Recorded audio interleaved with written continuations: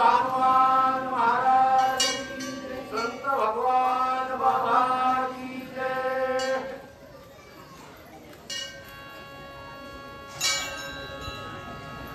हनुमंत प्रश्नाचा क्रमा वरी वरी कोपांतरी प्रेम हे जाणून रघुत्तम जाणू क्रम सांगत प्रभू रामचंद्र भगवान की जय। गणपतीला नमस्कार करून सर्व बसलेल्यावर जपसाली नमस्कार करून कथेचा अनुसंधान सांगायला सुरुवात करीत आहे। तसा हनुमानजीला नमस्कार करू कथेचा अनुसंधान सांगतो। कथा सुंदर आहे, कथेचा भाग आणि चालली कुठ कथा। या कथेचं लिहिवर अशी कथा आहे। प्रभू रामचंद्राच्या मांडीवर लक्ष्मणाच्या मांडीवर प्रभू रामचंद्र झोपलेले आणि झोपल्यानंतर वरून हनुमानजी त्या वडाच्या वृक्षाच्या झाडावर बसलेले आणि वरून ज्यावेळेस हनुमानजीने रामाला बोलायला सुरुवात केली त्यावेळेस देवानं लक्ष्मणाला सांगितलं, लक्ष्मणा बघ बघ म्हणले ते आता पुढे काय अवस्था होती, काय भांडण करील याच्यामधला वृत्तांत जाणून घेऊ असं प्रभू रामचंद्र बोलू लागले। मी दशरथी रघुनंदना दाखोटा बंधू हा लक्ष्मण सीता माझी भाजदान वनामी गमन खाली लोकल्याला देव आहे वर लोकल्याला भक्त हनुमानजी पण भक्तानं देवावर टाकलेला बोजा। देवानं विचारा हनुमानजीला सुरुवात केली म्हणले तुम्ही सांगा कुणाचे कोण आहेत, कशासाठी आला तर काय कारण आहे त्याचं। त्यावेळेस भगवंत सांगू लागले, साक्षात देव सांगत होता म्हणले वनाला येण्यासाठी माझ्या मित्रांना म्हणजे वचन पाळलं आणि वचन पाळून वनाला आम्ही आलो। अशी कथा कोण कुणाला सांगतंय? प्रभू रामचंद्र हनुमानजीला बसल्या बसल्या वृक्षावर तिथं सांगते शून्याश्रमी पंचवटी रावण हरिणी त्या सीतेच्या शुद्धीसाठी उठाउठी येत आलो। म्हणले कथा सांगतात, साक्षात देव सांगतात, भगवंत प्रभू रामचंद्र हनुमानजीला कथा सांगतात। म्हणले त्या ठिकाणी सीता मातेची शोधी करण्यासाठी वनात फिरत फिरत सीता मातेला चोरून गेलं, सीतेचा शोध करण्यासाठी आम्ही आलो हनुमंता। जरा ऐक ना हनुमंता, वरी बसलेला बाबा वृक्षावर होता, खालून देव साक्षात भगवंत बोलत होते। ऐसे बोलता श्री रघुनाथ सर्वगिराशे हनुमंत अरे वाचा लोईचा पडला रतंत याचा पुरुषार्थ पाहो।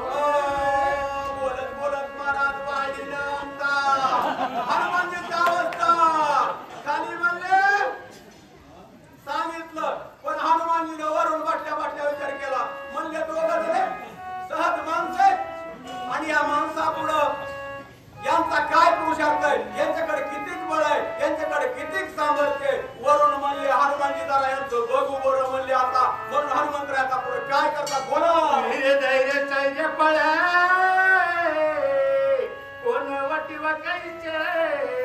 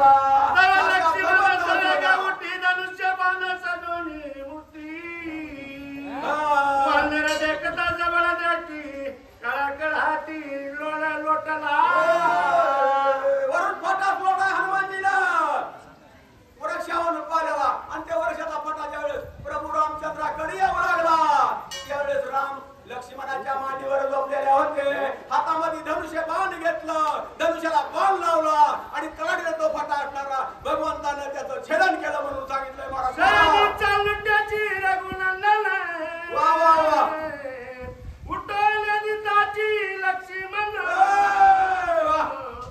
निजलिया विलोली बाण केला शतचूर्ण चाल वृक्ष पहिल्याच नोव्हेंबरमध्ये तोडला नव्हता पण हिच्यामध्ये तोडला पण मला नव्हता काला महाराज वरून फटा आला वृक्षावर फटा सुटला लक्ष्मणाच्या मांडीवर राम एक क्षणभर उठले बिना लक्ष्मणला हलवू दिला नाही बाण तोडला बाण सोडला फट्याचा असणार छेदन केलं असं काम भगवंतानं झोपल्या लक्ष्मणाच्या मांडीवर याच छेदन केलं म्हणून सांगितलं मग हनुमंत कोपे करी आणि शतानुशत तरुवरी निजल विंदोरी जलधारी क्षणा मालारी दिले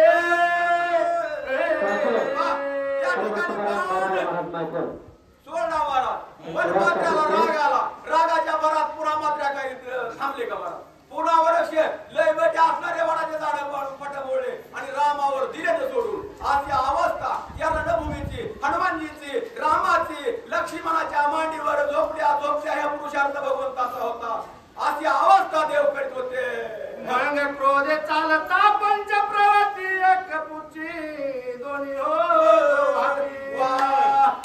दोन्ही दोही संक्रदा प्रती बळे मारुती फाटे टाकले पण जमलं नाही मात्र म्हणले आता काय करू पर्वत आणू म्हणले पर्वत मग बाबानं पर्वत किती घ्यावा मारा थोडे घ्यावा 5 पर्वत 5 घेतले 5 पर्वत हातामध्ये पर्वत शेपटामध्ये पर्वत डोक्यावर पर्वत हातावर पर्वत आणि रामाकडे आले रामावर दिलेलं सोडून अशी अवस्था त्या हनुमानजीची आहे